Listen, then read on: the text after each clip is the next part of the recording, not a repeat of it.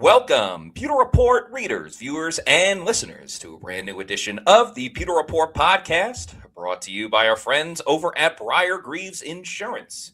Protecting your assets starts with a company that you can count on. So whether that's auto, homeowners, flood, boaters, or business insurance, there's nobody better in the business to work with than the great people over at Briar-Greaves Insurance. For more information about them, visit their website, briargreavesinsurance.com, or you can give them a call at 813-876-4166. That's 813-876-4166. It is a Wednesday edition of the Pewter Report podcast. Thanks to everybody joining the show who is rocking and rolling with us this afternoon. We've had some good topics this week. We have just as good, if not better, topics coming up today and tomorrow, and along with our Pewter Insider coming up on Friday. Today, we kind of want to take a further look at what's going on with the Bucs coaching search. There's been a lot of interviews for offensive coordinators, potential offensive coordinator candidates. We'll give our thoughts about how we feel about some of the people that have been interviewed and who we hope the Bucs might interview as well. A couple of other storylines to get to with the Tampa Bay Buccaneers. So we're going to keep it open-ended, answer any questions, comments, and super chats that come our way during today's show. I'm your host, Matt Matern, joined with me, a fellow colleague from PewterReport.com. He puts the BA in Tampa Bay. It is Bailey Adams on the show. Bailey, thank you so much for joining me. How are we doing this afternoon? I'm doing well. I'm happy to be here. Thanks, Matt. Yeah, SR is out again, tending to some personal matters. Nothing to worry about too much. All will be okay. Just had to travel, dot some I's, cross some T's. So that's why Scott is out. But we have our Avengers team of Pewter Reporters. We're going to do the Pewter Report cycle because we had Josh Capo, now Bailey, and Sly will be on tomorrow. So we're hitting the Pewter Report cycle, which is good to see. It was funny, Bailey, because I was thinking about this offseason for the Bucs. And in a vacuum, it's not too different from the past couple of years of, hey, the Bucs need an offensive coordinator. They got to go out and find one. But when you pack on top of needing to find half of your defensive staff and then also find a special teams coordinator, while some things are the same, it's also very different this year. And I don't know if it's the most wild of off seasons for the Bucs in the last 6 years, but it certainly has a very different feeling than some of the previous seasons. Yeah, I don't think it quite tops Tom Brady retiring, unretiring, Bruce Arians stepping down, Todd Bowles being named the head coach. But yeah, no, it's a wild one, and it's kind of different from a couple years ago when they were looking for an offensive coordinator and a special teams coordinator at the time when they hired. I believe that was the cycle where it was Liam Cohen as offensive coordinator and Thomas McGaughey as the special teams coordinator. But it's a little bit different from that in that they're not coming off of the playoffs. So it started a little bit earlier. So, yeah, I mean, we're into kind of the thick of the coordinator searches already, even though the first round of the playoffs is just now concluded and the Bucs were not part of it. So that's been a little bit different. But even saying, the playoffs without the Bucs is different, that's different in itself because for such a long time, this was the standard. So Yes. It's in a weird way, it's bucking the trend, but also kind of how it used to be. Yeah, it's the new reality for Tampa Bay right now because things have been slipping and sliding for a while that we kind of saw the writing on the wall, whether it was having to move on from Thomas McGaughey or even just understanding that somebody was going to be the fall guy. It ended up being Josh Brizard. There was a chance it could have been Todd Bowles, but ultimately the Glazer family decided to stick with the TODD, and therefore Thad Lewis is out and Josh Brizard and then Charlie Strong and Nick Rapone retired and Kevin Ross was out as well. But we knew change was coming for better or for worse. So, Bailey, give me your thoughts about the Glazers' plan to keep Todd Bowles. How shocking was it to you, and do you necessarily agree with the decision? I think part of me is still in two minds about it. And if you asked me this question literally at this time last week, I would have said it. I can't even understand or begin to understand the decision to keep Todd Bowles. Then I got a phone call from our colleague, our friend, Josh Capo, and I said it on Twitter. He kind of talked me off the ledge a little bit. And I can see a little bit more of Josh's perspective on things. And, I still don't know if I fully agree with giving Todd Bowles another year, but with the kind of the coaching landscape right now and the way other team searches are going, and just in general, how many jobs are open and how few bona fide stud candidates there are, I kind of get it. Obviously, if they were going to keep Todd Bowles, they needed to make changes, and Grizzard became the fall guy. I still have serious questions and doubts about whether or not it'll work, and their faith in Bowles will pay off. I think we might just be here next year having the same conversations. Yeah. But yeah, I'm kind of split on it. I'm leaning toward I think they should have made the move. But yeah, I mean, what is it? 9 jobs open now, so that does make it tougher when it's a year where there are not, probably 9, strong candidates. And that plays a big role in the Bucs offensive coordinator coaching search as well. Because even, 2 weeks ago, there was thoughts of like, oh, maybe they can get a Nate Shieldhouse, and he could be the next Liam Cohen version of like offensive coordinator, except they don't let him leave this time. Then it was, oh my goodness, maybe they can get John Harbaugh, and John Harbaugh is going to be the next head coach. Maybe Todd Monkin will follow John Harbaugh, or maybe he'll come back to Tampa, and we will talk about him in just a moment. But now, between all of those guys, I know Monkin hasn't interviewed for any head coaching jobs just yet, but then Mike McDaniel obviously is a hot commodity name. He's interviewing for head coaching jobs as well, and the Lions offensive coordinator job. The more that these head coach openings open up, the more it's going to hurt Tampa Bay, because someone who they thought may have been a possibility at offensive coordinator could get a head coaching job when there's 9 of them. And then ultimately they are going to fill the offensive coordinator role, but it's probably not the person that they wanted. It was probably the only person available, which kind of makes it the Dave Canales situation all over again. Yeah, it does. And I think, if I'm not mistaken, I think Monken did interview or was going to interview for the head coaching job in Cleveland. So even, he is getting he's got that. I think he's going to have, or has, a lot of interest as an offensive coordinator. We still have to see what Harbaugh does. And, the report coming out of Baltimore was that Harbaugh was in part fired because he didn't want to part ways with Monken. So, yes, Monken can go his own way and kind of chart his own path from here, as he's done throughout the course of his coaching career. But also there is that connection.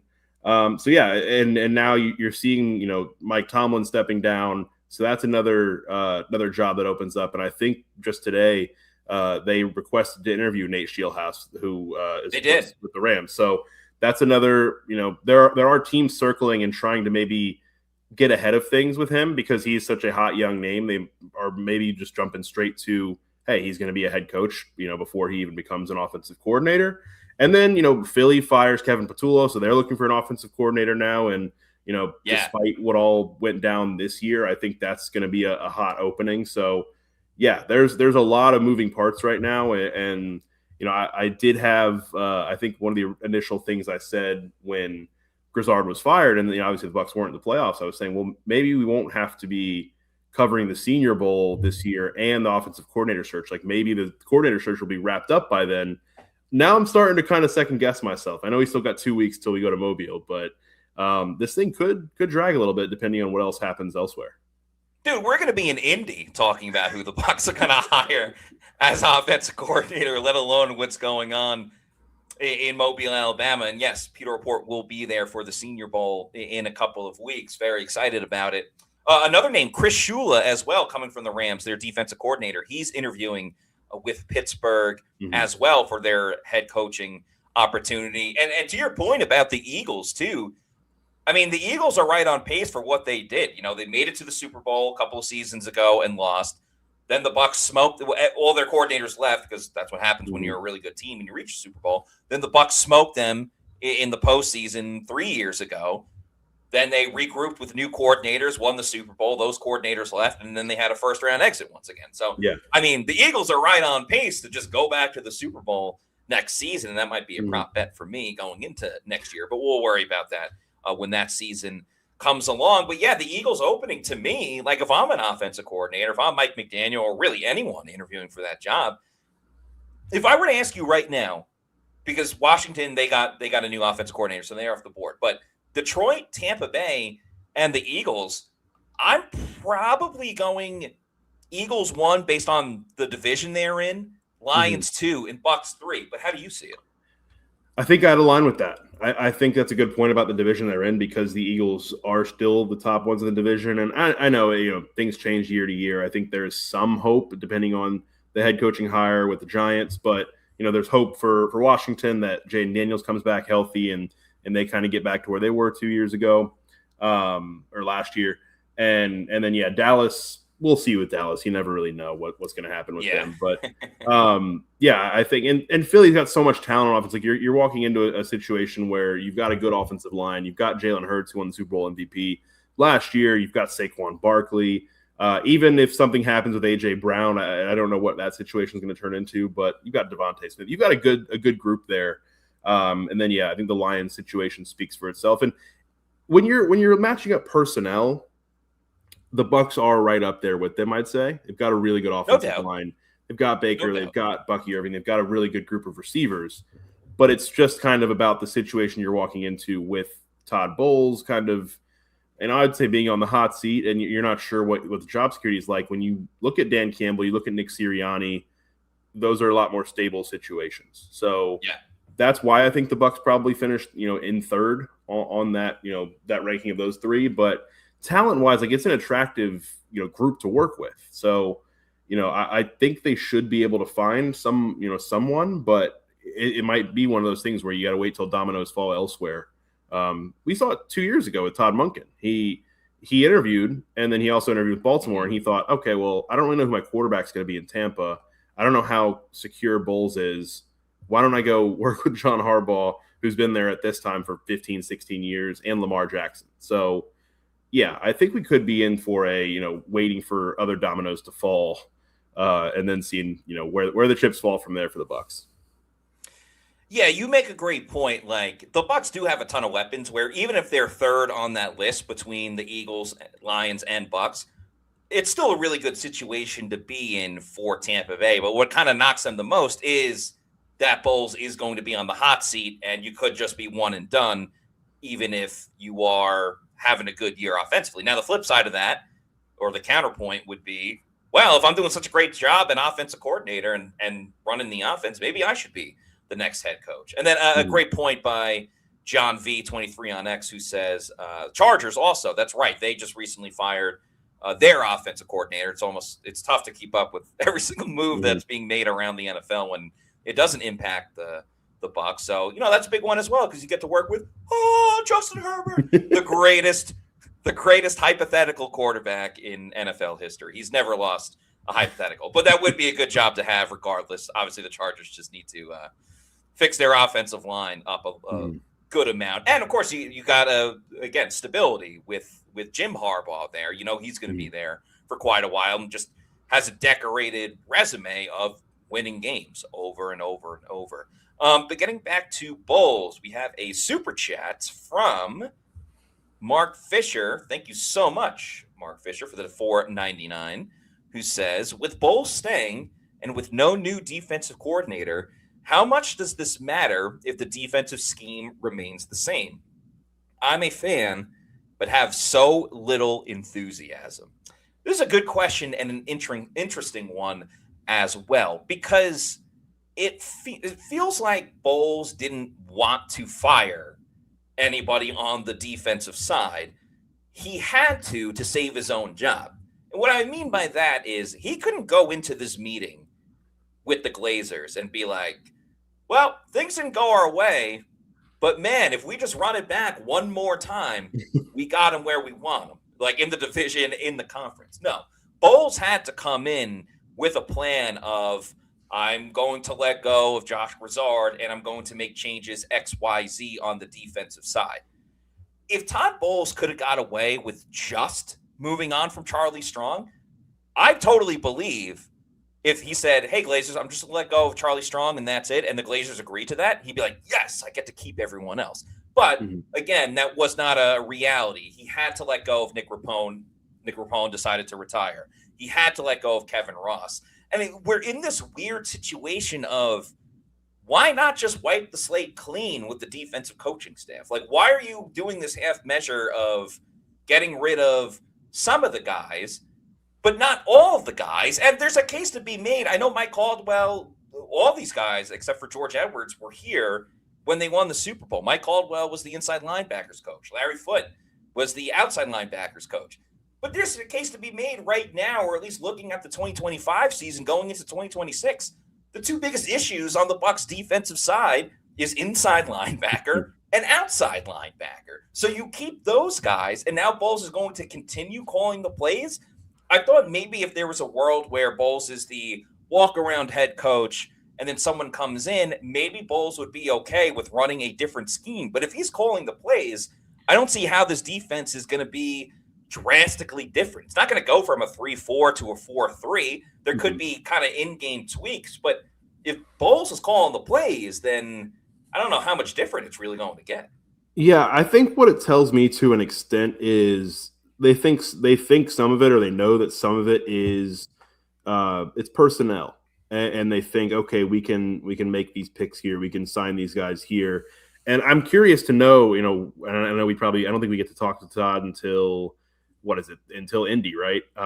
Yeah. So I don't know if we'll even get much out of him by that point, because they'll have new coordinators, they'll have all that. It'll be 2 months since he made these decisions, but I'm curious to know what the thought process was behind who he let go of, because obviously you let go of Ross, Rapone retires, you get rid of Charlie Strong. What is the case for keeping these other guys that you mentioned, George Edwards, Larry Foote, Mike Caldwell?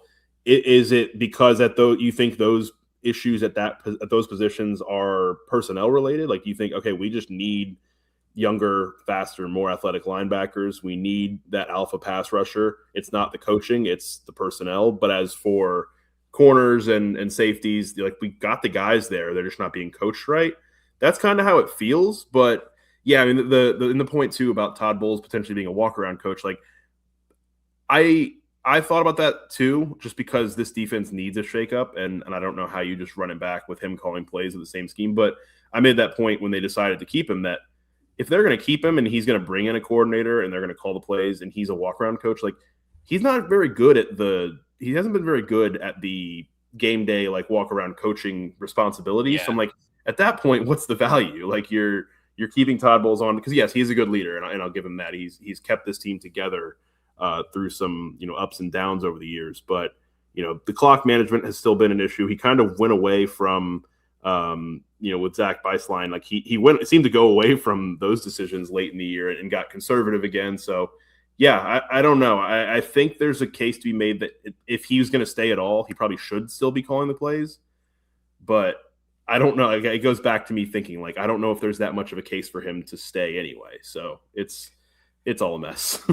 I go back to what Todd said when he was on the Pewter Report podcast with you and Scott interviewing him. And he said, the reason why I'm so stoic and the reason why I don't flip out on the sideline is because I have to remain calm. Because if I start panicking, then everybody else, the players and everybody, are going to start panicking.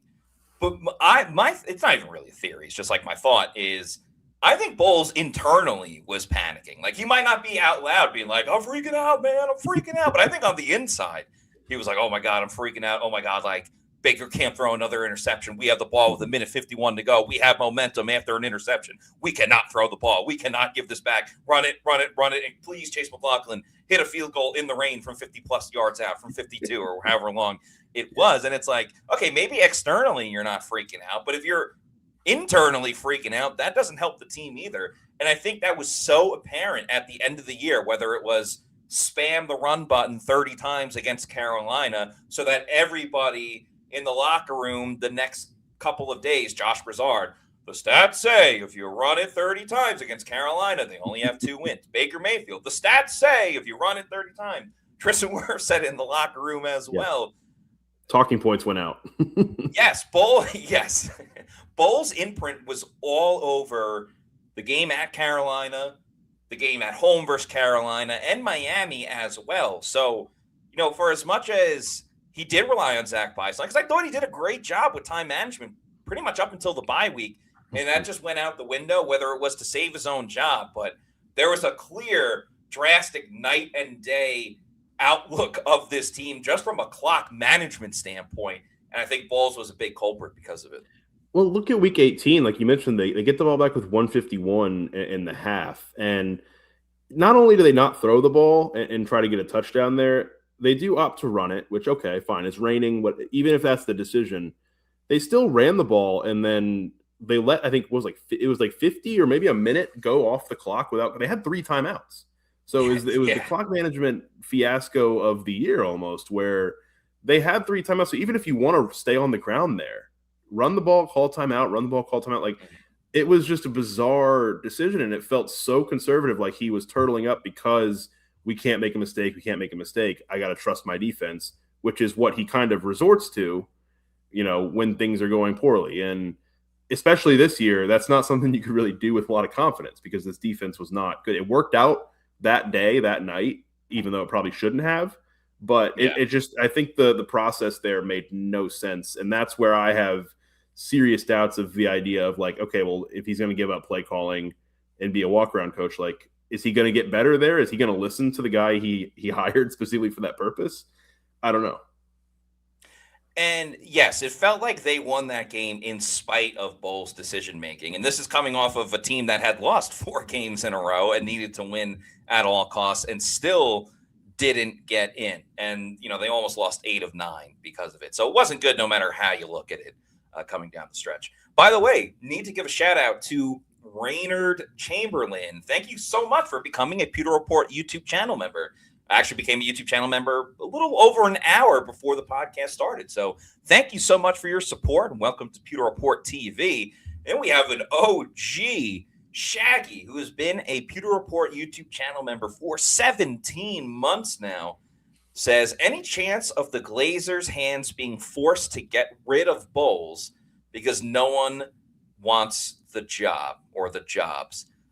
Can you clarify a little bit? Do you mean like if nobody wants the offensive coordinator job? Because I have thought about that too. Like, what if they're like, hey, Todd, who's taking the offensive coordinator job? And Todd's like, actually, no one. Like, no one wants – again, just given how many head coaching vacancies there are and now how many offensive coordinator vacancies there are as well, I don't think – look, I would love – if I could choose right now, it'd probably be between Mike McDaniel and Todd Monkin. I would love one of those two guys at offensive coordinator. But to your point, if Monkin just follows John Harbaugh, he's going to get to work maybe with Jackson Dart, or he's going to get to work maybe with Bijan Robinson and Drake London and stuff like that.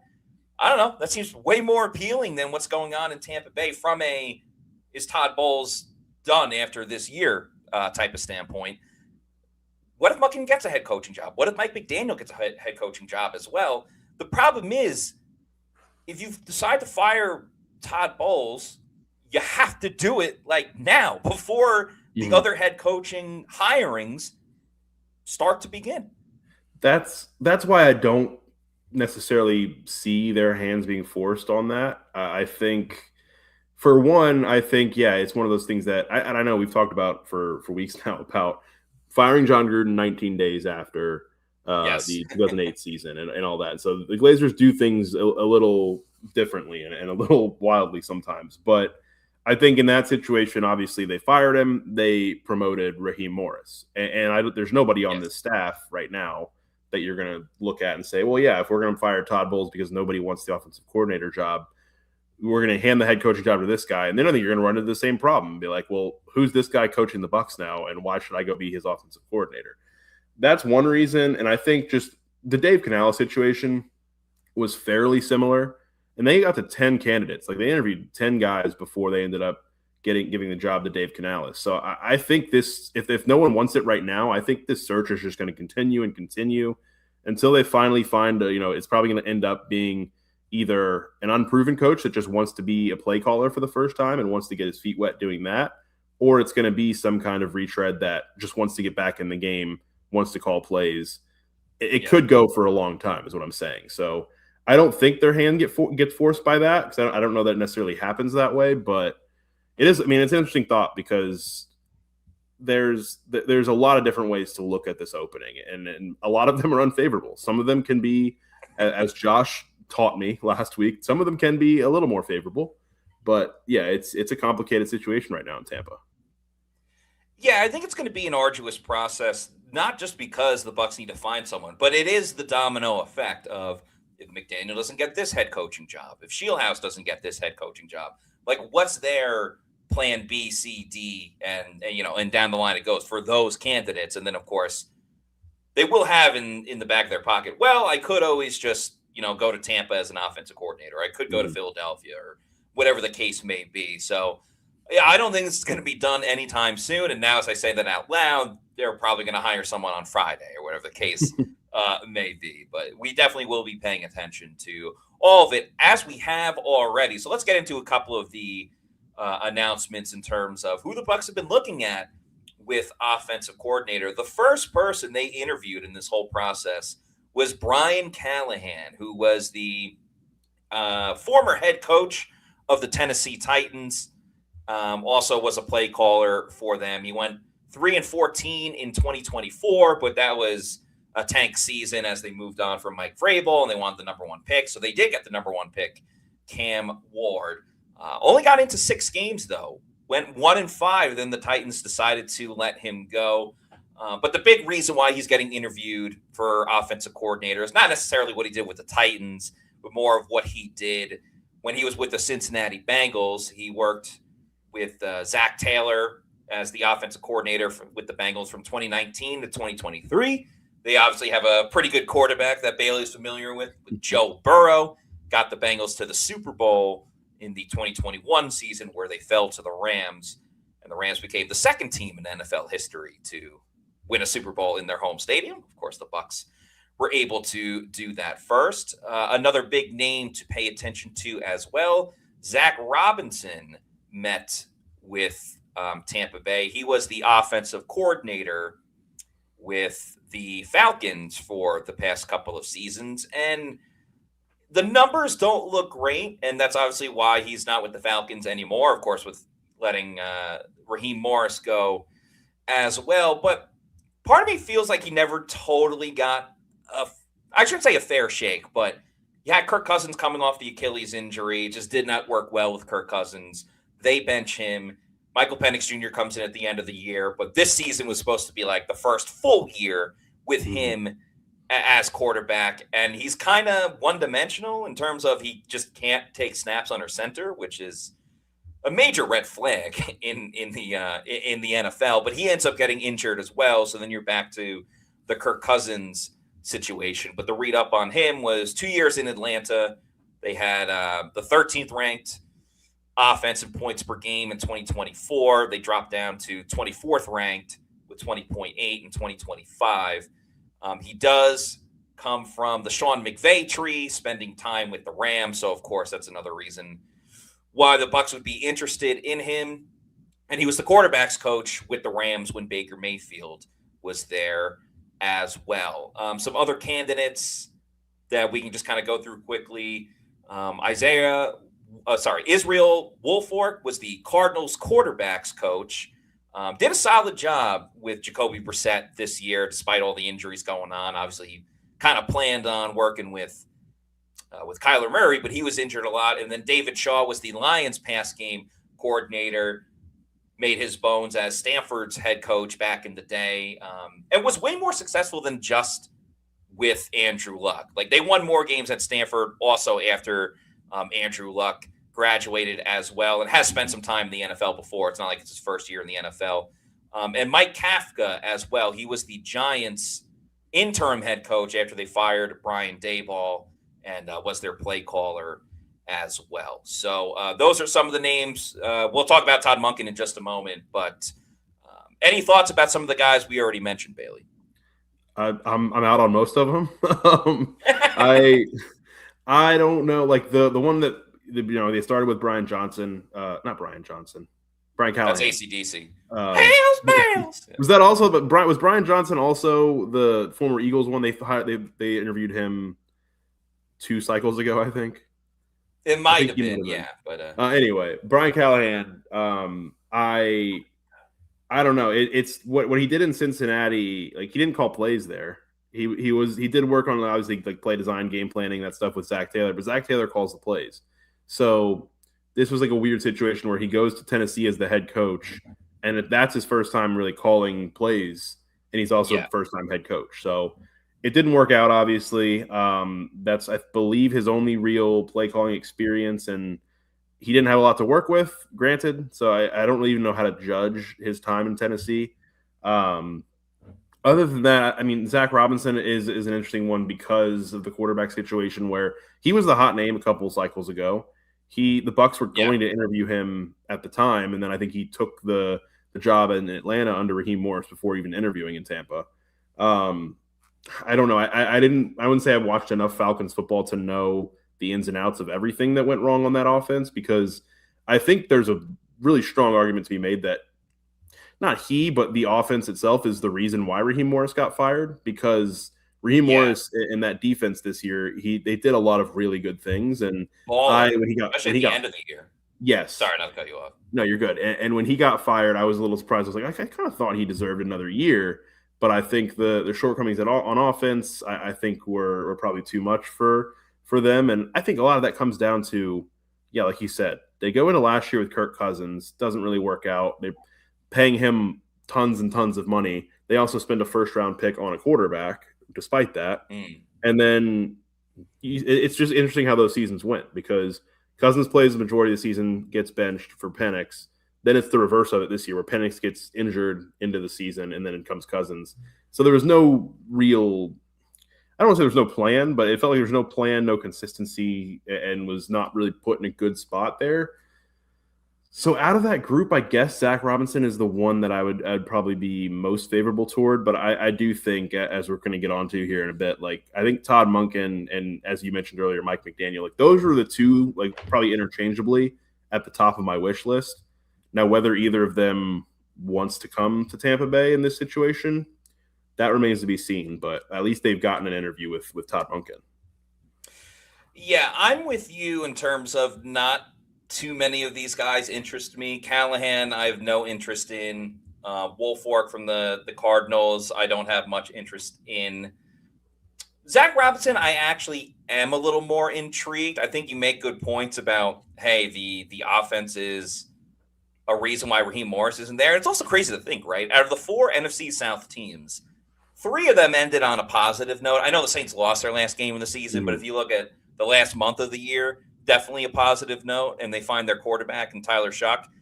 The only team that ended on a negative note is the Bucs, and that was, again, they won their last game, but they didn't make the postseason. They went 8-9, so that's kind of crazy to think. But given that Robinson worked with Baker Mayfield, even if it was for a couple of weeks, I mean, that was the same case with Liam Cohen, right? Yeah. Liam was only there for a couple of weeks with Baker, or I guess other way around, and then all of a sudden, he moved on to the Bucs, and Liam Cohen went back to Kentucky and everything like that. So Robinson is someone I'd be interested in. David Shaw as well, because he's an overall good leader and has head coaching experience. And I get it. It was at college, but he has spent time in the NFL. That one, it kind of strikes me as like a Canales thing again, of like not the Bucs' first choice, but everybody else says no. You work with a lot of great talent in Detroit with Jared Goff and Amon-Ra, Jameson Williams. I think he could be like the Canales guy in terms of everyone else said no. Hey, David Shaw, we missed you, man. Yeah. In that whole stuff. But, of course, the other guy we got to talk about, Todd Monkin. It was reported by Greg Allman of Fox Sports, I believe yesterday, that Monkin was meeting with the Bucs in person today. And that's very important because that was the first in-person interview with the Bucs. And then I just saw before Rick Stroud of the Tampa Bay Times reported a little bit before the show began, or sorry, a little bit after the show began, that the interview was completed. So it did happen. Also looks like there's reports that Mike McDaniel is going to interview on Friday with the Bucs. We'll get to that in just a moment. But Todd Monkin has completed his interview with the Tampa Bay Buccaneers. He obviously has a lot of history here in Tampa Bay, was the wide receivers coach, was the offensive coordinator for this team. He was calling plays. He wasn't calling plays. Then he was calling plays again. Knows a lot of this personnel, knows Baker from Cleveland, obviously knows Chris Godwin Jr. from his time in Tampa. A lot of weapons to work with. Your thoughts on Todd Monkin and the possibility of him being the Bucs offensive coordinator?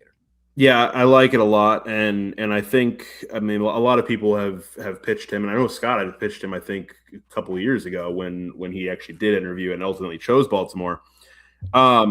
I like the fit. I obviously like his familiarity with Tampa, with some of the personnel. Obviously, worked with Baker, and I just have loved what he's done in recent years. I think, and I've seen some pushback on kind of just his recent history. Like, oh, of course he was at Georgia. They've got a ton of talent at Georgia. Of course, they're successful. Oh, he worked with Lamar. Of course, he was successful. But some of the improvements that you saw, I think had a lot to do with Monken. Where if you look at what he did in Baltimore.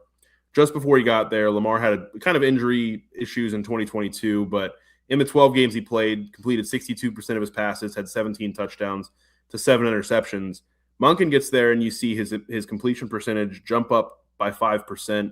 He throws for 24 touchdowns and 7 picks.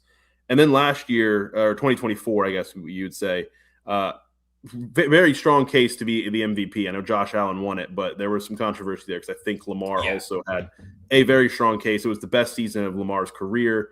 66, almost 67% of his passes completed, a career high for 4,172 yards, 41 passing touchdowns, also a career high. 4 interceptions was a career low for a full season that he played. Because I think his first year he had 3, but he only played in 6 or 7 games. A little bit less effective this year. I know he dealt with injuries again, and I think honestly, when Tyler Huntley was in there, they did a pretty good job staying afloat. So I liked a lot. He did a lot really well in Baltimore, and that's why I was pretty surprised when Harbaugh was fired. That one of the reasons behind it was they were pushing for him to get rid of Monken. And then not to go too long on the Georgia stuff, but going back to Georgia. They averaged about 39 points per game. He got a lot out of Stetson Bennett when no one really expected him to get anything out of Stetson Bennett. That first year, they won the national championship. Then the next year, he gets even more out of Stetson, where he throws for 4,000 yards. Their scoring jumps up to 40.7 points per game. They've got a 3-headed monster running back that goes for over 2,000 yards. And then since he left and went to Baltimore, I mean, Georgia had a really good scoring offense the next year, but the last couple of years, they've been down right around 32 points. So some of that is, Brock Bowers, Ladd McConkey are gone. James Cook is gone. Sure. But I think, there was a lot that he did really well at Georgia too. And I think the fit is there. And I really like I said a second ago, he and McDaniel are 1A, 1B in my mind for this job. And I don't know. I'm hoping one of them is at least, enticed enough by the opportunity to work with this much talent. No doubt about it. I love the fact that Todd Monkin has been to a couple different places and worked with tons of different types of talent at every position, but of course the quarterback position where it's most important. I mean, he balled out with Ryan Fitzpatrick when Fitz started the first couple of games back in the day when he was there. He worked with Fitz. He worked with Jameis Winston, Lamar Jackson. Snoop Huntley got some starts even this year. And then Stetson Bennett, like you mentioned in Georgia. Not a lot of those quarterbacks are alike, different styles all across the board and different talents. And he typically gets the best out of all these guys. I love that Todd Monkin also is kind of a no-nonsense guy. He keeps it real. Mm-hmm. He's good for interviews. That doesn't matter for the Bucs offense scoring points, but it's good for the media. And he knows how to dial things up the best way to his talent. He's not going to ask Baker to do stuff that Baker's not good at. He's not going to put Bucky Irving in bad running plays that he doesn't excel at. He knows how to get Chris Godwin Jr. open. I think he's going to have a great time working with Emeka Buka if he does decide to come to Tampa. And Jalen McMillan as well, I think, is going to have a great third season the way that he, capped off his rookie year. And then obviously it was a disaster with him getting injured in the preseason. But he came back, had a great game against Miami, over 100 yards and everything like that. So Todd Monkin is going to know what he's doing here in Tampa Bay. And we're going to talk about Mike McDaniel in just a moment with that news that just came out. But first, let's talk about Splash Sports, the official daily fantasy sports app of PewterReport.com. You can join over 2.5 million people playing on Splash Sports. It's the home for Survivor, Pick'em, and Quick Picks. Whether you want to create your own contest with friends or take a shot at life-changing prize pools, Splash Sports has got you covered. You can find the best multipliers and profit boost in all of daily fantasy sports for the upcoming playoff games this weekend, the divisional round. You can do it for college football. There's only one more game left, but college basketball as well, and all the other pro sports that are in season and will be in season as well. Turn $20 into $1,000 with the best multipliers in daily fantasy sports. Download the Splash Sports app today. So, yes, the breaking news that just came out, not that it's overly shocking, but as reported by Greg Allman of Fox Sports, Mike McDaniel will be interviewing with the Tampa Bay Buccaneers for their offensive coordinator position coming up on Friday. So we got to wait a couple of days, but McDaniel will be meeting with the Bucs brass. He was the Dolphins head coach. They let him go. He's interviewing for some head coaching jobs, but also interviewing for some offensive coordinator jobs, most notably Detroit, and now with the Bucs. To me, this is the number one option that Tampa Bay needs to have or would love to have if he becomes available and does not take a head coaching job. This is a dude that comes from the Kyle Shanahan coaching tree. He worked with Sean McVay as well. He's super creative on offense, a lot more motion. It's a lot more of a Liam Cohen style of offense than what Dave Canales ran or what Josh Grizzard ran. This is someone that gets the best out of his players and isn't just this is my way or the highway when it comes to his offense. He runs his offense based on the strengths of his players. He's not going to run Mike Evans or Chris Godwin or Emeka Egbuka the same way he would calling routes for Tyreek Hill. He wouldn't do the same with Jalen Waddle. A-Chain is a great running back. He's not going to call the same style play for Bucky Irving or whoever else is playing running back. Bailey, give me your thoughts about what it would mean for Tampa Bay if Mike McDaniel becomes the guy calling plays on offense for the Bucs in 2026. Yeah, I think that last part is what intrigues me the most. What you said is just the way that he can design an offense and the way that he can call an offense around the guys he has. Like I think would obviously have to make some adjustments and some tweaks to what he was doing in Miami versus what he would have to do with the personnel in Tampa Bay. But when you kind of look at this offense, and we talked about it earlier, just the talent along the offensive line, what they have in the backfield, what they have at receiver, obviously the quarterback. Like I just would like to see what he can create and design for this group, because he's a brilliant offensive mind, and I trust him to, like you say, get the most out of what he has available to them. And I mean, even it's a tough example to use because of the Bucs defense, but even what they were able to do against the Bucs, we saw them this year at the end of the season. When the Bucs went down to Miami, and we saw what he did with Quinn Ewers and I think it was his second career start. He made life easy for him, and part of that was the Bucs defense making life easy for him, but part of it was just them getting to plays of, okay, we're going to take what's there and attack them where they're vulnerable. And I think he has just that offensive mind that the Bucs are going to need to overcome some issues, because they can do whatever they want. They can add some personnel at linebacker, at outside linebacker, and hopefully the defense is better in 2026. But they're going to have to get that offense back to where it was, or back to close to where it was under Liam Cohen last year, if they're going to kind of get back to the top of the NFC South and actually make a case to make a run in the playoffs, not just sneak in the way they had in the past. Like they are going to need to be smart and take advantage of the personnel on offense, and I think he's a guy that can do that. Because that's another big thing to go back to Liam Cohen was, like, Liam Cohen saved the Bucs and Todd Bowles in a lot of ways by the offense just being able to win a track meet.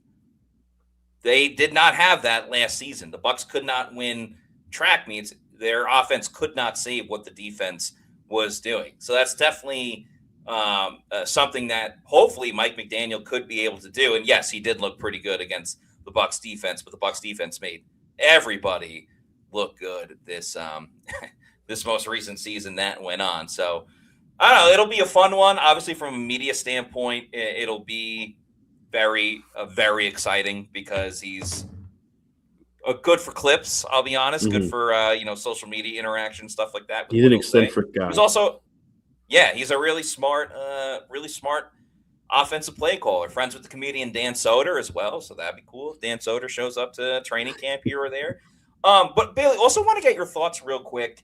There's big news. It happened like right when the podcast ended, but Mike Tomlin, who you could see putting on the gold jacket for Rondé Barber when Rondé went into the Hall of Fame, Mike Tomlin stepping down as the Steelers head coach after 19 seasons in Pittsburgh, won a Super Bowl, several division titles, never had a losing season.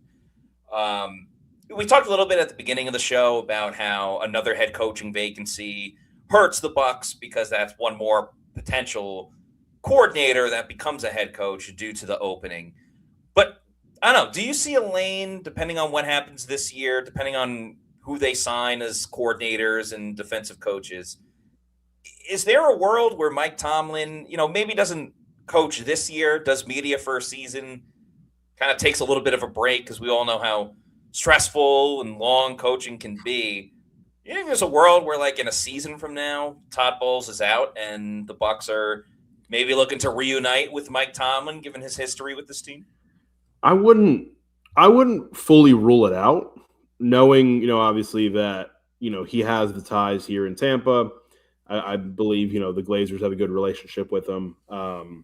And just, I think that he kind of fits in with they like to make a splash, and they've done it time and again over the course of their time as the owners of the Bucs. And I think that is, they did it with Bruce Arians, a year after retirement. They made a pretty big splash, bringing him back out of retirement. And I think that would almost fall in line a little bit with that is, hey, Tomlin's going to come out of retirement. There's going to be a lot of buzz around that. And then if the Bucs go ahead and get him and bring him in, I think that would grab some headlines. I'd have my concerns and my doubts about whether that would work. But I think, I wouldn't rule it out. And obviously I think there's the added thing is that you'd have to trade for his rights because Pittsburgh still has rights with him stepping down, not getting fired. So I think it's one of those things to kind of like put a pin in, and we'll see where things are next year with this Bucs team and what he even wants to do. Maybe he takes a year off and he's like, I don't really have the itch to get back in. But I think just given his ties and his relationships within the organization, it's something that at least you can't fully say, well, that's never going to happen.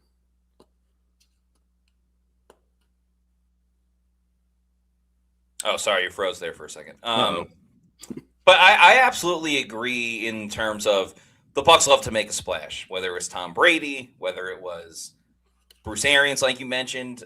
They've done a great job of marketing Baker Mayfield, and now Baker is the man. So that definitely plays in line with, what they've done recently. I think there's so many factors right now that it's tough to predict whether or not he would come back to Tampa, because if Bowles does get fired, well, why did he get fired other than just, hey, like they had a losing season? Like, did the defense, was that still terrible? What if Baker Mayfield regressed? And then it's like, well, maybe the Bucs are looking for a new quarterback. Does Mike Tomlin want to come in and have a rookie quarterback, or essentially be in the same situation he was with Pittsburgh of like, we have a quarterback, but we don't really have a quarterback. There's no doubt the leadership would be big time. It would command a lot of respect. It would definitely dictate a lot of attention for Tampa Bay, which I think they like to have because, as we've talked about before, how they kind of get overlooked in several different areas. I think there's a world where it happens. I wouldn't put it at like the top of the list of, what could be going on for Tampa Bay if they're in a head coaching search next year. Because again, if they have an offensive coordinator that's balling out, and it is the Cohen situation again, I think you're better off just kind of staying with your offensive genius, keeping him there than, trying to glue and duct tape other pieces together. But it's definitely something to think about if things go wrong for the Bucs in a way where Tomlin would still be a fit. One other thing I want to talk about, well, two other things, but special teams. There's been some news with the special team situation. The Bucs have had 2 interviews with coaches for the special teams coordinator role. That is Jet Modkins, who is the Lions assistant special teams coach. They met with him on January 10th. And then the Bucs announced today that they had a virtual interview. The other one was virtual as well.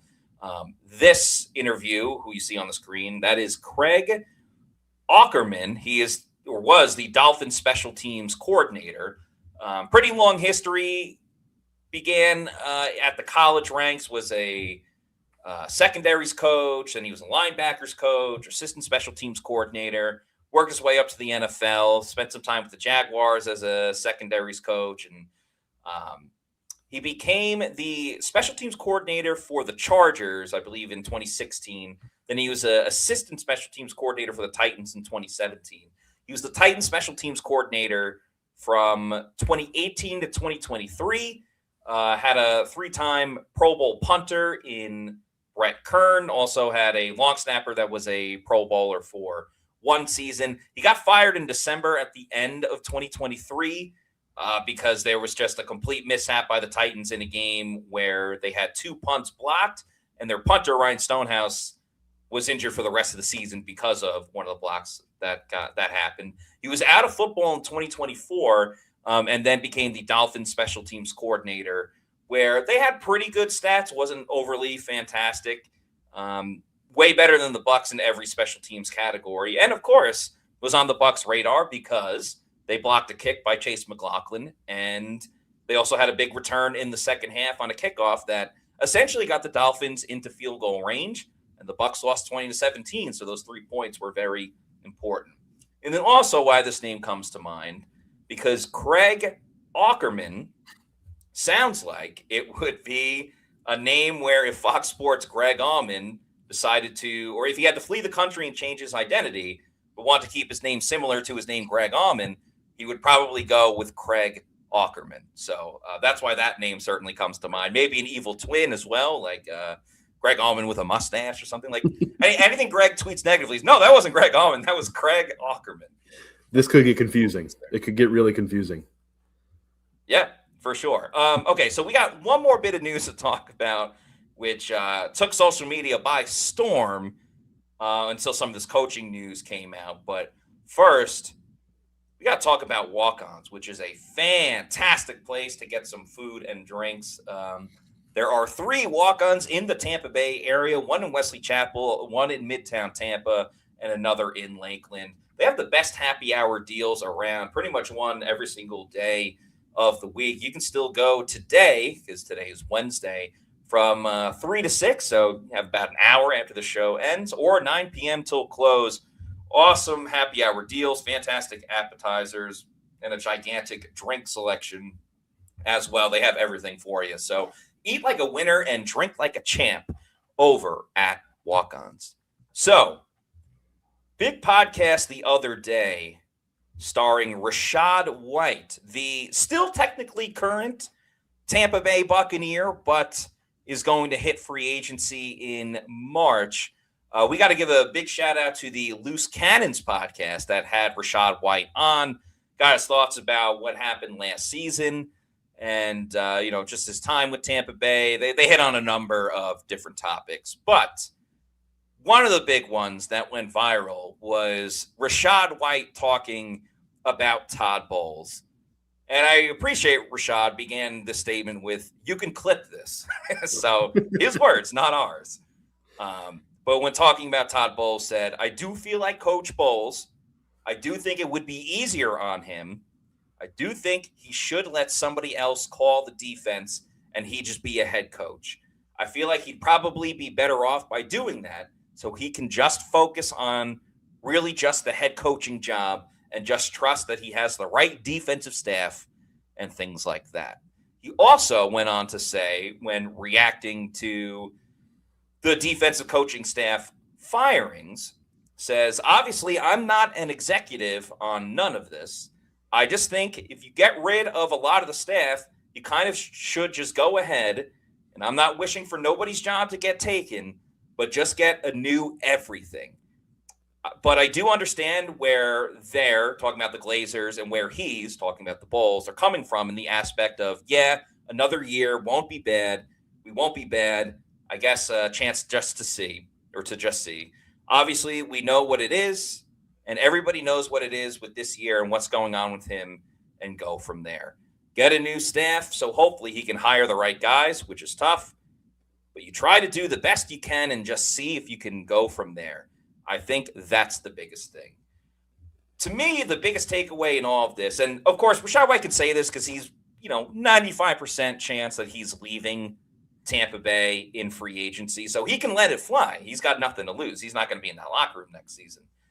The biggest thing to me in all of this is, one, appreciate Rashad for keeping it real, because I'd rather have players talk open and honestly like he just did. And two, Rashad White said out loud what a lot of us are thinking. So, Bailey, your thoughts on this? Yeah, I think it's, you say 95% chance he's not coming back. I think it might be 100 now. Yeah. I don't think he's gonna. I don't think he's going to. I don't even think he wants to. Obviously, I think there was, obviously as soon as the season ended, he was tweeting about going to Washington to play with Jaden Daniels, changing his profile picture. So from that point, everyone was like, "All right, he's got a foot out the door." I think this now is 2 feet out the door. But yeah, I mean, I respect the honesty and I respect the, like you said, the fact that he's saying what everyone's thinking out loud. We kind of glazed over a little bit earlier, and I don't even fully agree with him just because of, if you're going to keep Bowles around, I don't know that he's bringing you the most value as a walk around head coach, but I certainly appreciate the perspective and just, and I don't know, it's kind of rare to hear a player talk this openly about, kind of some of the things that went down. And I get a lot of what he's saying because, yeah, I mean, if you're going to, I've seen it a lot elsewhere too. Is like you see all these moves that Bowles had to make to keep his job, and people are saying, like, when has it ever worked out where a coach has had to fire almost like a large chunk of his staff just to keep his job? Has that ever actually worked out? And I don't know if the answer is yes.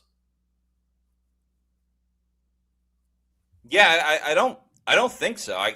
Maybe there's examples several seasons ago. But there's not one off the top of my head that really, comes to the top of my head about. So, yeah, it is weird that they just kind of went half measure with it. And if this is how Rashad feels, I can only imagine what some of the defensive guys feel. Yeah. Like someone like Levante will never say it out loud. Vita Vea will never say it out loud. But I'm sure there's a couple of guys in the Bucs locker room on the defensive side being like, "Preach, Rashad. This is what we're trying to say." So, I don't know. I thought it was very eye opening with all that Rashad divulged during that podcast. Yeah, especially coming from an offensive guy. Because I'm curious, there's obviously a different level of relationship with these defensive guys. Like, because the first person I thought of was like, okay, another guy potentially on his way out is Jamel Dean. I'd be curious to know his thoughts. But also, he has often spoken how much he loves Todd Bowles, and he stayed in Tampa Bay his last time he was a free agent, largely because of Todd Bowles. So I think a lot of the defensive guys maybe have their thoughts, but I don't think, I think out of respect for Todd, they'd never actually say it. So it's just interesting to hear it coming from an offensive player who, yeah, doesn't really have, I guess, anything to lose as far as the Bucs are concerned. So he could say what he wants. No doubt about it. By the way, need to give a huge shout out and thank you to all of our Pewter Platinum members, Scott Federico, Scotty J, Rayful Gordon, Noah Parr, Dave Anderson, Eric McMillan, Hezo813, Ash Fishpool, Joel Elrican, Sam, John Dale Morris, Zach Brannigan, RP89, Kevin Thomas, Mario Thomas, Leighton Carter. This is the part where I catch up too quick to all the names. Brandon Riley, The Guy is Gifted, Alec Bickler, Nick Dubuque, Dominic Tarantino, HK Bucks, The Real Maverick, Brayon Pinkney, Brian Shucker, Black Gold 1999, Steven Zool, King James 813, Fear the Crew, Henry Gigante, Robert Mackin, Todd Pittner, Giles Dowden, Monster Jam Fever, PC Snowflake, Hemp Tim, The Sea Snuffer, Bill Devers, King James, Frunzi Noel Buck 89, T Level, and Kevin Morrison. We thank you so much for all of your support of PewterReport.com and Pewter TV. There will be a Pewter Insider coming up on Friday for Pewter Platinum and Premier members. That's the special bonus show that'll be at 1:30. We also have a show coming up tomorrow at 4 o'clock. Myself and Adam Slavan will be talking about how can Todd Bowles win in 2026. We'll also have the latest Bucs news for you as well, because they seem to be happening each and every single day.